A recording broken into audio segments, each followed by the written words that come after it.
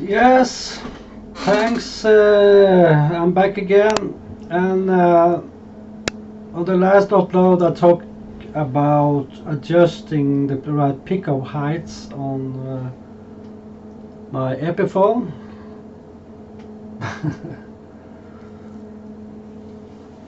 And people are talking, like I told, and asking me how I get my good sound on my guitars, and it's I'm going to tell you something that I think, in my perspective, it's very important to understand, and that is sound. Amps and the effect boxes you're using when you're making music. Remember, in old times, it was tube amps.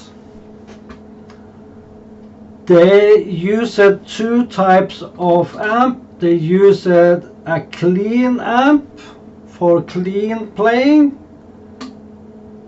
like a clean Fender amp, Fender Deluxe or something, or a clean Fender amp to have to clean sound. And then they had one second amp, and that was a Marshall amp, a tube amp that has that natural distortion overdrive.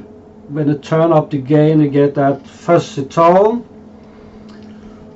and then they use it. You know, it's the important thing. They use it, for example, those yellow Boss boxes. But the main thing is that you turn your amp up like a Marshall amp. You turn the amp up to get that fuzzy, heavy sound, and then you use the effect box to add on top of that sound you have found as root.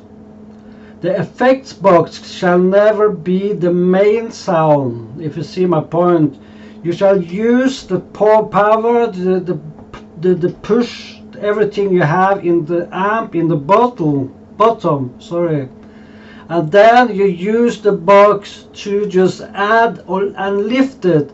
It can only be like 4 or 5 small, just 6, 7, 5, 6, 7.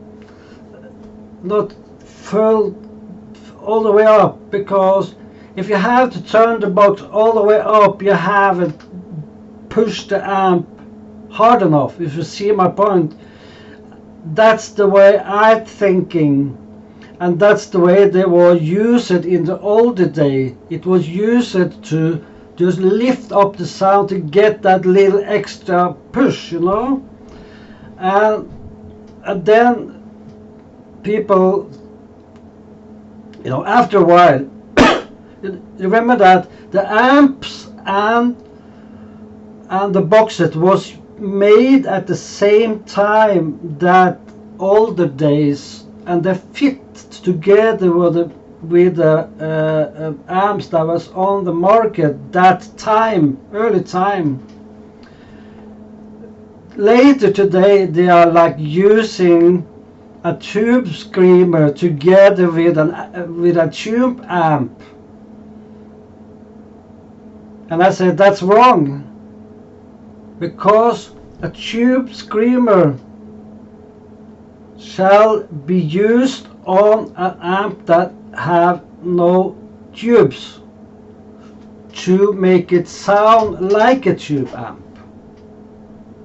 You see my point? Because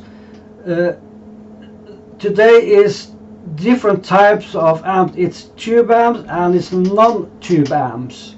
So it's important to like find out what type of boxes are made for fitting with tube amps and what type of boxes are made for fitting to a non-tube amp. And always remember that the boxes shall not be the main sound. You just have a little bit of delay, you have the natural delay in a big concert hall and reverb. Okay, if you add a lot of reverb and delay in a concert hall, the people who are listening, the sound is like going copying each other all the time. It's a mess for those people. But at home and in studio playing, recording in studio, you must add the delay and reverb because it's not there in the room, like it is in a live situation. So it's important to not overdoing things. You see my point? A studio record shall sound like a studio record. A live record shall sound like a live record. If you try to make a studio record to sound like a live record, it gets you can get like a similar, but it's easy to overdo it. You see my point? Because it's not in the room the natural way. So my point is, try to, like, if you want a clean sound, use an amp that delivers clean sound. You have those good, clean Fender amps, and you have Fender amps that are made more for like metal music, because you want to play metal. Okay, so use amplifiers that are made for the style that you should play. But remember, because I think the fault many people do, they buy a clean amp and they go, wow, I want my clean amp to sound like a heavy metal amp. And they push and they crank up the box. But the amp is made for a purpose of a style of playing. If you want if you play heavy metal, you buy a heavy metal amp with the speakers that, it pushes out the sound, is powerful. You have the power in the amp and the speakers, everything it's built to be screaming. You can't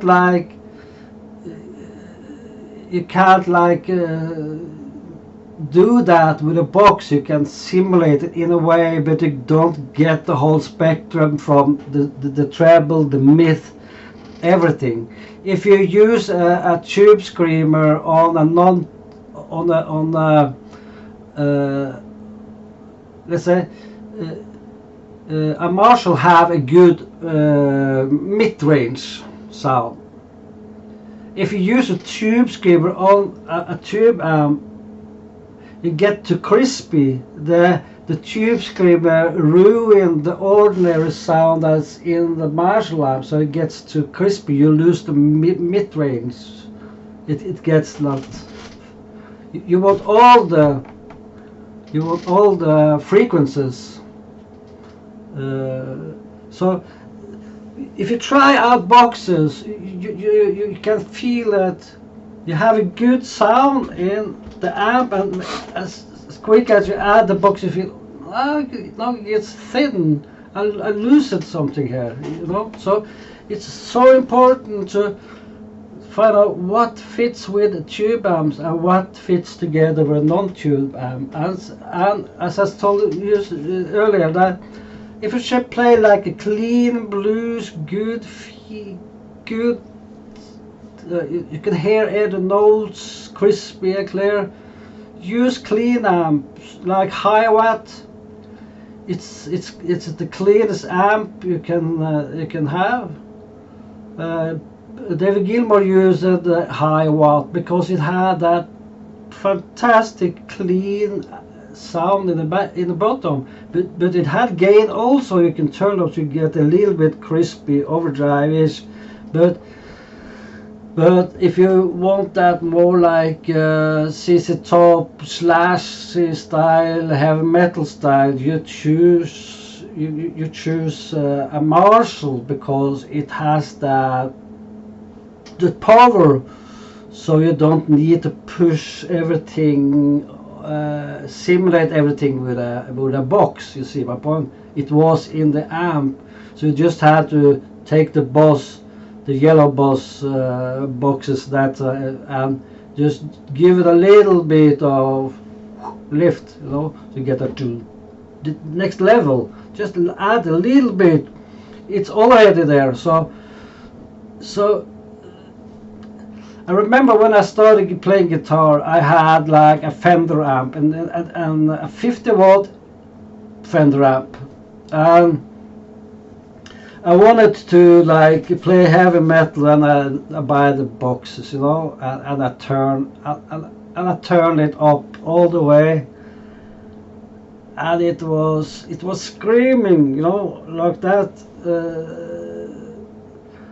and I felt it was cool and good that time. But when I listen to it today, I think, wow, if I only knew that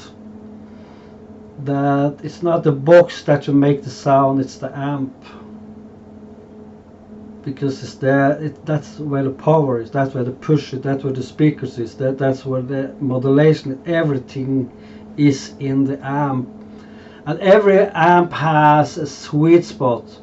You turn the knob, the volume up, the gain, the volume and the gain on an amp up. Do you hear? Suddenly you hear like the sound is opening up, like a car in the amplifiers in the car. You turn up and suddenly you hear, wow, it's like the sound is opening up. It's a sweet spot.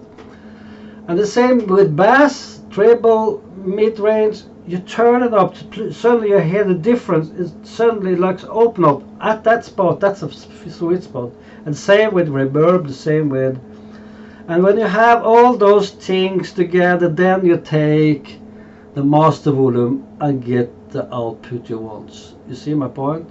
So find the sweet spots first. But you can read about it on internet, how the sweet spot on an amplifier, okay?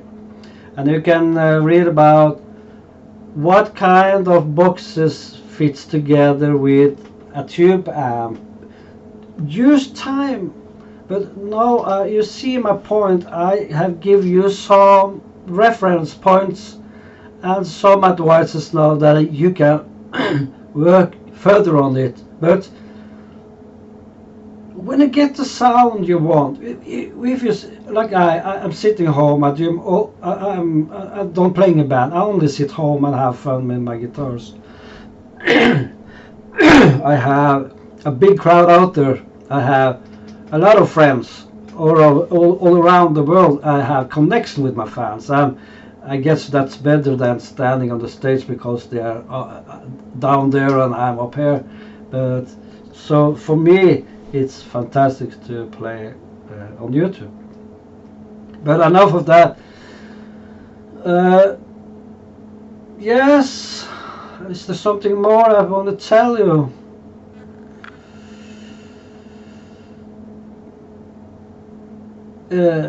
When I play guitar, it's a lot of people. Like I uploaded a lot of things on YouTube, and some people gives me thumbs up, some people gives me thumb down, some people writing shitty things, some people writing good things, some people. Most of the people that's writing the bad things are people who don't dare to show themselves alive on the live stream. So that's a little bit funny. And I remember I had some videos on internet. Everyone was writing, yeah, fantastic, and suddenly someone in Germany was 30 thumbs down. And so, well, so some just want to have it fun. So never take things personal when you are live streaming and do things on YouTube. You have a community, you have your friends, you have your surroundings. Focus on the friends you have there. All the other people, don't care about them. not like in a personal matter if they're coming with bad stuff.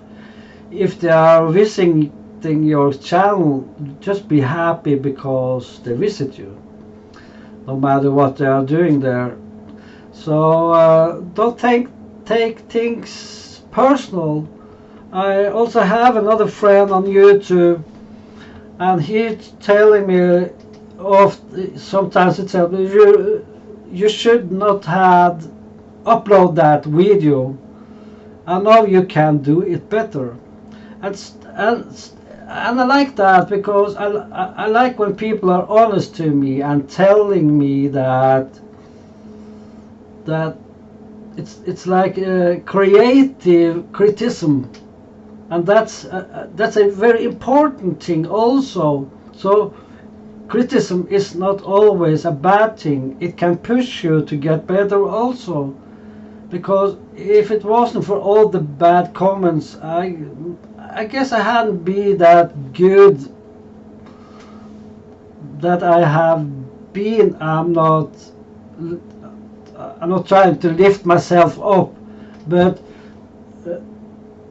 I understand from the feedbacks I get that I'm not a beginner, if I can say it that way without trying to lift myself up. But the main thing is that I get inspired of everything I listen to at YouTube, and if I can be to inspiration and make your day happier or brighter in a way, I'm happy, and that's my. We have to do something. So I share my things, and you give me feedbacks, and it's a little communication and society, and it's important to have friends. And yes, that's was a little takeoff there, but you see my point. It's important to do things your way, find your sound, be you in all you do regarding to sound, the things you play, everything. But there are some main rules or advices I want you to think about when it comes to tube amps and non-tube amps. Choose the amps for the style you should play. If you should play finger playing, clear sounds, find a amp that is good, a good clean amp. If I want to like be slash or just more heavy stuff, okay, buy a Marshall tube amp that you can crank up. And some people are thinking that if you have a 100 watt amp, it's a lot of power. But if you shall play at home, I rather buy a 50 watt amp, because when you crank up a 50 amp, it cracks earlier, so you get that fuzzy sound. If you should crack a 100 watt amp, you must play so loud at home, so you're losing your ears and the neighbors are like killing you. So it's about understanding the break points of an amp when it starts to get fuzzy and distorted. So take a little study on things like that. The best amp for home use and for stage use. I hope this have helped you a little bit, but it's the amp that will do the job. The boxes shall only fill in the rest of the things like treble, boost, delay, reverb, because you are in a home environment. So okay, bye bye.